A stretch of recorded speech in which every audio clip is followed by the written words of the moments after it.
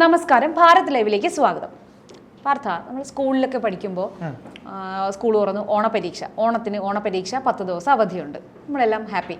അത് കഴിഞ്ഞിട്ട് അടുത്ത് വരുന്നത് ക്രിസ്മസ് പരീക്ഷ, അതിനൊരു 10 ദിവസത്തെ അവധി, ഹാപ്പി. അത് കഴിഞ്ഞ് മധ്യവേനൽ അവധിക്കാലം 2 മാസം. അപ്പോൾ നമ്മൾ മതേതര രാജ്യം എന്നാണല്ലോ പറയുന്നത്, അല്ലേ? എൻ്റെ ഒരു സംശയമാണ് മതേതരം. അങ്ങനെ വരുമ്പം ഓണം ഹൈന്ദവരുടെ, കേരളീയരുടെ ആഘോഷം, മലയാളികളുടെ ആഘോഷമാണെങ്കിലും അതൊരു ഹൈന്ദവ ആചാരം എന്നാണ് പലരും പറയുന്നത്. അപ്പോൾ ഹിന്ദുക്കൾക്ക് ഒരു 10 ദിവസത്തെ അവധിയുണ്ട്. ക്രിസ്മസ് എന്ന് പറയുമ്പോൾ ക്രിസ്ത്യാനികളുടെയാണ്, ക്രിസ്ത്യാനികൾക്ക് 10 ദിവസം.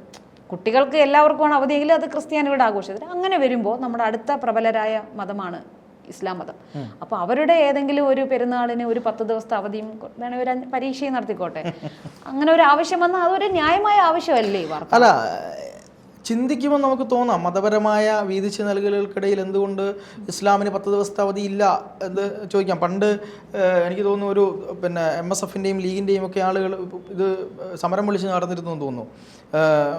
മറ്റേ എന്താണ്, മറ്റവർക്ക് എന്താ 10 ദിനം, ഞങ്ങൾക്ക് എന്താ 2 ദിനം, നാണമുണ്ടോ സർക്കാരെ എന്നൊക്കെ ഒരു പ്രകടനം വിളിച്ചു പോയത് ലീഗിൻ്റെ പ്രകടനം ഉണ്ടായിരുന്നു എന്നാണ്. അത് പണ്ട് മുതലേ ഉള്ളൊരു സംഭവമാണ്. എനിക്ക് തോന്നുന്നു ഇ.കെ. നായനാർ ഗവൺമെൻറ് കാലഘട്ടത്തിലൊക്കെ ഈ പ്രതിപക്ഷ സംഘടനകൾ സമരം വിളിക്കുമ്പോൾ ഇതൊക്കെ എടുത്ത് പറയാറുണ്ടായിരുന്നു. അത് വലിയ ചർച്ചയായ കാര്യങ്ങളാണ്. പക്ഷേ യഥാർത്ഥത്തിൽ ഇവിടെ ശാസ്ത്രീയമായിട്ടുള്ള നമ്മുടെ വിഭജന രീതി ഉണ്ടല്ലോ, ഈ പഠന വിഭജന രീതിയിൽ പെട്ട ഒരു കാര്യമാണ് ഈ ടൈം അനുസരിച്ചിട്ട് കൃത്യമായി ഈ എക്സാമുകൾ ഇന്ന സമയത്ത് വരും എന്നൊക്കെ അനുസരിച്ചാണ് അങ്ങനെ ഇടുന്നത്. എന്തായാലും ജൂൺ മുതൽ അടുത്ത മാർച്ച് വരെയാണല്ലോ അക്കാദമിക് ഇയർ എന്ന് പറയുന്നത്. അങ്ങനെ വരുമ്പോൾ പെരുന്നാൾ ആ ഇടവേളയിൽ വരാത്തത് കൊണ്ടായിരിക്കാം. തീർച്ചയായിട്ടും പെരുന്നാൾ ഇടവേളയിൽ വരുന്നില്ല എന്നുള്ളതാണ് ഒരു മെയിൻ കാരണമായിട്ട് വരുന്നത്.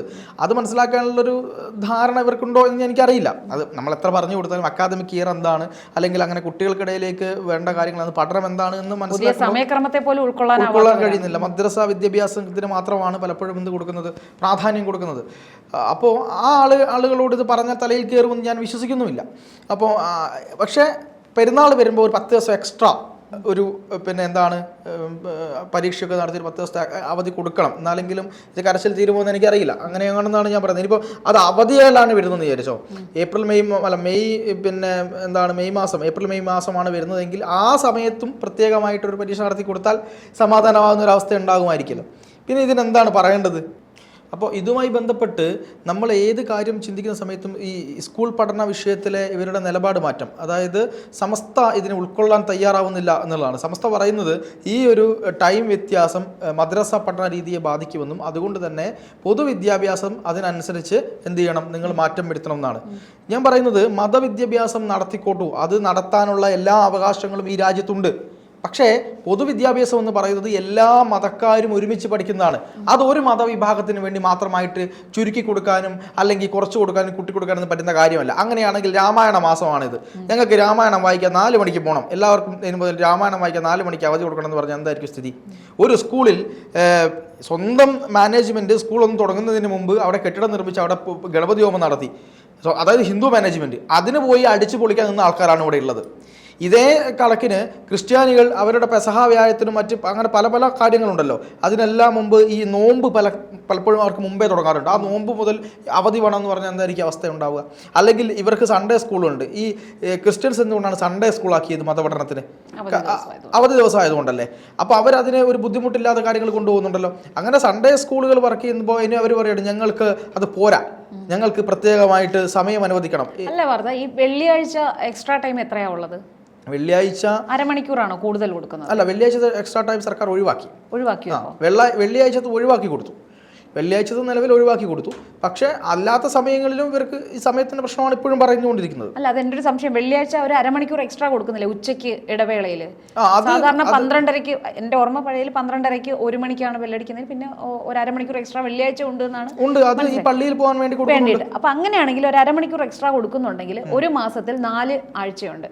4 വെള്ളിയാഴ്ച അരമണിക്കൂർ വെച്ച് കൂട്ടുമ്പോൾ 2 മണിക്കൂറാവും. അപ്പൊ അങ്ങനെ ഒരു വർഷം കണക്ക് കൂട്ടുമ്പോൾ ഇത് എത്ര 20 മണിക്കൂറുണ്ട്. അത് ഇവർക്ക് എക്സ്ട്രാ കൊടുക്കുന്നതല്ലേ? എക്സ്ട്രാ കൊടുക്കുന്നതാണ്. മറ്റൊരു മതവിഭാഗത്തിനും അത് കൊടുക്കുന്നില്ലല്ലോ. അതായത് എനിക്ക് ഏകാദശി വ്രതമുണ്ട്, എനിക്ക് ഇന്ന് ക്ഷേത്രത്തിൽ പോകണം, 1 മണിക്കൂർ എനിക്ക് ലീവ് വരണം എന്ന് പറഞ്ഞാൽ കൊടുക്കൂ? ഇല്ലല്ലോ.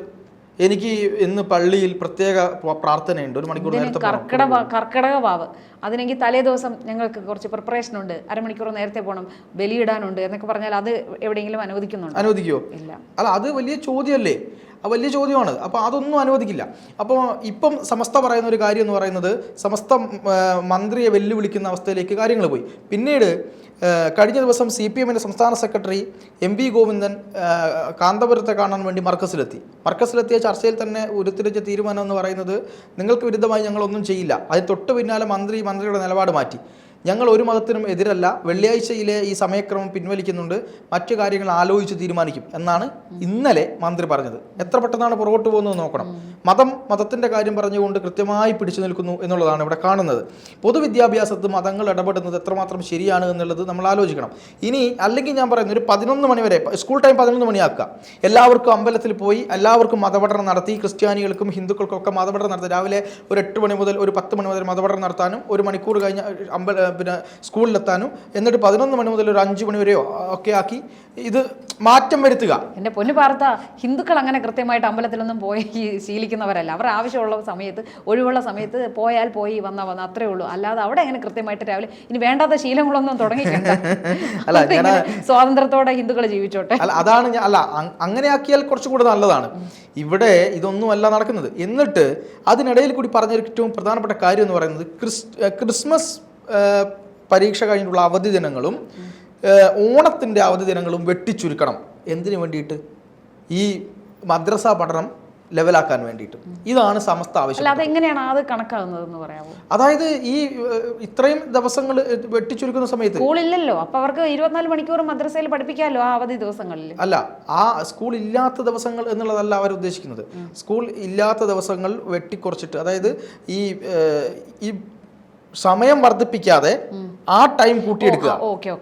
മനസ്സിലായില്ലേ? രാവിലെയും വൈകുന്നേരമുള്ള ടൈം വർദ്ധിപ്പിക്കാതെ ഈ അവധികളെ കൂടി മെയിൻറ്റെയിൻ ചെയ്ത് പോകാം. എന്നാ പിന്നെ ഇപ്പൊ ഞാൻ പറഞ്ഞില്ലേ, അവർ ഈ ഓണം അവധിയും ക്രിസ്മസ് അവധിയും മദ്രസ 24 മണിക്കൂറും പഠിപ്പിച്ചോളൂ. സ്കൂളിനെ എന്തിനാ ഇങ്ങനെ നിർബന്ധിക്കുന്നത്? അതാണ് ചോദ്യം. ഞാൻ പറയട്ടെ, മതപഠനം നടത്താനാണെങ്കിൽ മതപഠനം കൊണ്ട് സമൂഹത്തിന് എന്തെങ്കിലും നന്മയുണ്ടോ എന്ന് വെച്ചാൽ എനിക്കറിയില്ല. ഏത് മതത്തിൻ്റെ ആയാലും, ഒരു മതത്തിനല്ല ഞാൻ പറയുന്നത്, എനിക്കറിയില്ല. അവരുടെ പേഴ്സണൽ ആയിട്ടുള്ള വളർച്ചയ്ക്കുള്ള കാര്യങ്ങളാണത്. ശരി, അതിന് മറ്റുള്ളവരെ ബുദ്ധിമുട്ടിക്കുന്നത് എന്തിനാണെന്ന്? അത് 6 മണിക്കോ 7 മണിക്കോ 8 മണിക്കോ പഠിച്ചോട്ടെ. ഇനി അതല്ലെങ്കിൽ വൈകുന്നേരം 6 മണിക്കോ 7 മണിക്കോ 8 മണിക്കോ പഠിച്ചോ നിങ്ങൾ. എന്തിനാണ് മറ്റുള്ള ഈ പൊതുവിദ്യാഭ്യാസം എന്ന് പറയുന്നത് എല്ലാവരും പഠിക്കുന്നതാണ്. ആ ഒരാൾക്ക് വേണ്ടി മാത്രം അങ്ങനെ ഒരു സമയം മാറ്റാൻ കഴിയില്ല. മാത്രവുമല്ല, അതിൻ്റെ പുറകിൽ കയറിയിട്ട് ഹിന്ദു ഓണാവധി വേണ്ട എന്ന് പറയുക. അങ്ങനെയാണെങ്കിൽ ഓണം എന്ന് പറയുന്നത് 1 ദിവസം മുതൽ 10 ദിവസം വരെ ഉള്ളതാണ് ഓണം. ആ 10 ദിവസവും 28 ഓണം ഉണ്ട്. അതെ, ആ 10 ദിവസവും അവധി വേണമെന്ന് പറയുകയാണെങ്കിൽ കൃത്യസമയത്ത് ഓണം തുടങ്ങിയത് മുതൽ, അതായത് ചിങ്ങം 1 തുടങ്ങുമല്ലോ, ചിങ്ങം 1 തുടങ്ങി അതിനുശേഷം അത്തം ആരംഭിച്ച് തിരുവോണം വരെയുള്ള ദിവസങ്ങളിലാണോ അവധി കൊടുക്കുന്നത്? അല്ലല്ലോ. അല്ല, ഓണത്തിൻ്റെ 2 ദിവസം മുമ്പാണ് നമുക്ക് അവധി കിട്ടുന്നത്.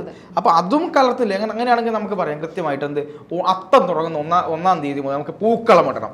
അതുകൊണ്ട് ഞങ്ങൾക്ക് എന്താണ് തൃക്കാക്കരപ്പനൊക്കെ ഒരുക്കി ഞങ്ങൾക്ക് പൂക്കളം ഇട്ടു. അപ്പം ഒരുപാട് ലേറ്റ് ആകും, ഞങ്ങൾക്ക് അവധി വേണം. ആ കൃത്യം 10 ദിവസം അവധി വേണം എന്ന് പറയുന്നു. അതല്ലെങ്കിൽ അന്ന് ക്ലാസ് ലേറ്റ് ആയി തുടങ്ങും, നമുക്ക് അത്തം ഇട്ടിട്ടൊക്കെ പോകണ്ടേ? അതെ അതെ. അപ്പൊ അതുകൊണ്ട് അത് കുറച്ച് ക്ലാസ് ലേറ്റ് ആയി തുടങ്ങിയാൽ അതും ഉചിതമായിരിക്കും. തീർച്ചയായിട്ടും. ഈ ശബരിമലയ്ക്ക് മാലയിട്ട് പോകുന്ന സ്വാമിമാരൊക്കെ ഉണ്ടല്ലോ, അത്തരം സ്വാമിമാർക്കൊക്കെ ഇപ്പൊ രാവിലെ അമ്പലത്തിൽ പോകേണ്ടി വരും, പല കാര്യങ്ങളുണ്ടാവും. അത് കഴിഞ്ഞിട്ട് ആ മാസം ഒരു നിശ്ചിത സമയം കൂട്ടിക്കിട്ടണമെന്ന് പറയാൻ എന്തായിരിക്കും അവസ്ഥ? അത് മാത്രമല്ല, യൂണിഫോം പറ്റില്ല, കറുപ്പെടുത്തേ പോകാൻ പറ്റുള്ളൂ ശബരിമല സീസൺ ആവും, മാലയിടുന്ന കുട്ടികൾക്ക്. അതെ, അതെല്ലാം നമ്മൾ നോക്കണ്ടേ? എല്ലാം നോക്കണം. അപ്പോൾ അതൊക്കെ പരിഗണിക്കുകയാണെങ്കിൽ എന്തായിരിക്കും അവസ്ഥ എന്നുള്ള കൂടി ചിന്തിക്കണം. അപ്പം ഇതിനെതിരായിക്കൊണ്ട് ദീപിക വളരെ ശക്തമായി രംഗത്തെത്തിയിട്ടുണ്ട്. ദീപികയിലെ കത്തോലിക്ക സഭയുടെ മുഖപത്രമാണ് ദീപിക എന്നറിയാലോ. അപ്പോൾ അതിൽ അവർ കൃത്യമായി എഡിറ്റോറിയൽ എഴുതിയ കുറേ കാര്യങ്ങളുണ്ട്. അതായത് ഇത്തരം ക്രിസ്മസ് അവധിയുമൊക്കെയായി ബന്ധപ്പെട്ട് സമസ്ത പറയുന്ന കാര്യത്തോട് ഒരിക്കലും യോജിക്കാനാവില്ലെന്നും, സമസ്തയ്ക്ക് മതപഠനം നടത്തണമെങ്കിൽ അത് സമസ്തയുടേതായ സമയങ്ങളിൽ കൊണ്ടുപോയി മതപഠനം നടത്താമെന്നും, അതല്ലെങ്കിൽ അവർ ഉദ്ദേശിക്കുന്നത് ഏതെങ്കിലും ഒരു സമയത്ത് ബുദ്ധിമുട്ടുള്ള സമയത്ത് മതപഠനം വെച്ചാൽ മതപഠനത്തിനും ആരും വരില്ല എന്നാണ് സമസ്ത പറഞ്ഞുകൊണ്ടിരിക്കുന്നത്. അങ്ങനെ ഒരു സമയമാണെങ്കിൽ അത് അവരുടെ പ്രശ്നമാണ്. ഇപ്പം ആകെ കിട്ടുന്ന ഒരു സൺഡേ സ്കൂൾ ഇവർ കൃത്യമായി മതപഠനം ക്രിസ്ത്യൻസ് കൊണ്ടുപോകുന്നുണ്ട്. അതെങ്ങനെയാ? ആ ഒരു ചോദ്യം ഉണ്ടല്ലോ. അതുകൊണ്ട് തങ്ങളുടെ നേരേക്ക് കുതിര കയറി തങ്ങളെ വല്ലാത്തൊരവസ്ഥയിലേക്ക് എത്തിച്ചിട്ട് ഇത് കൊണ്ടുപോകേണ്ടതില്ല എന്നാണ് ആര് പറയുന്നത്? ഈ പറയുന്ന ദീപിക പറയുന്നത്. അപ്പോൾ ദീപിക ഇത്തരം കാര്യങ്ങൾ കർശനമായി പറയുമ്പോൾ അത് ദീപികയുടെ മാത്രം അഭിപ്രായമല്ല, അത് കത്തോലിക്ക സഭയുടെ അഭിപ്രായമാണ്. കത്തോലിക്ക സഭ നാളെ ചിലപ്പോൾ അതൊരു എഡിറ്റോറിയൽ മാത്രമാണ് എന്ന് പറഞ്ഞ് അതിനെന്ത് ചെയ്യും, വിട്ടുകളയും. പക്ഷെ കൃത്യമായ ഒരു നിർദ്ദേശം നമ്മുടെ പൊളിറ്റിക്കൽ പാർട്ടികൾക്ക് ഈ പറയുന്ന ദീപിക കൊടുക്കുകയാണ്. അപ്പോൾ അതുകൊണ്ട് എന്താ, എല്ലാ കാര്യങ്ങളിലും കൊണ്ടുപോയി മതം കൊണ്ട് കലർത്തി മറ്റുള്ളവരെ കുറ്റം പറഞ്ഞ് നിൽക്കുന്ന രീതി ആര് ചെയ്താലും ശരിയല്ല. മതമല്ല, നമ്മുടെ നാട്ടിലെ പൊതുവിദ്യാഭ്യാസത്തിലും പൊതുകാര്യങ്ങളിലും മതപരമായ ഇടപെടലുകൾക്ക് വലിയ പ്രാധാന്യം കൊടുത്താൽ അത് ഭാവിയിൽ വലിയ പ്രശ്നങ്ങൾക്കിടയാക്കും. പിന്നീട് മറ്റുള്ളവരെന്തെങ്കിലും ചെയ്യുന്ന സമയത്ത് മറുപടി പറയാനുണ്ടാവില്ല എന്നതും കൂടിയാണ്.